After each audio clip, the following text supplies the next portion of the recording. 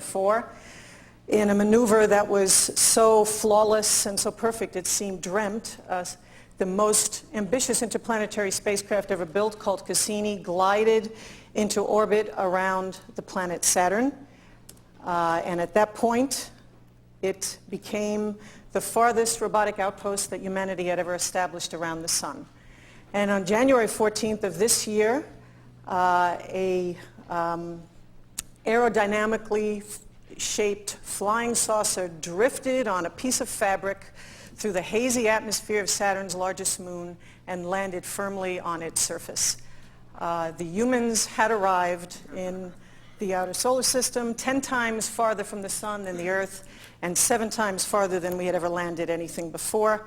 We might as well have traveled to a strange planet in orbit around a star in another quadrant of our galaxy. That's how alien the environment at Saturn is compared to the cozy conditions we have here nestled in close to the sun.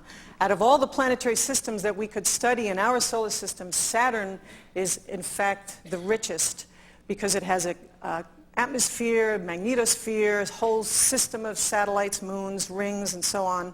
And it is an ideal destination for the study of the same physical processes that we believe occurred in the early days of our solar system and in the present-day dynamics of the solar system, and in fact in systems that we are discovering as I speak around other stars. So in studying Saturn and its rings and moons and so on, we will have the opportunity to study a range of scientific objectives reaching well beyond Saturn itself, and that is why this ambitious spacecraft has been sent to Saturn. So I'm going to take you this afternoon through a tour, a very rapid-fire tour, so hold on to your seats, of the Saturn system as it is being revealed to us by Cassini. And I'll just say, if you haven't been paying attention to our images up until now, just prepare to be amazed.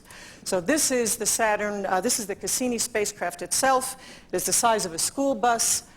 It weighed 6 metric tons at launch. It carries 12 scientific instruments designed to look in the ultraviolet and all the way into the near infrared.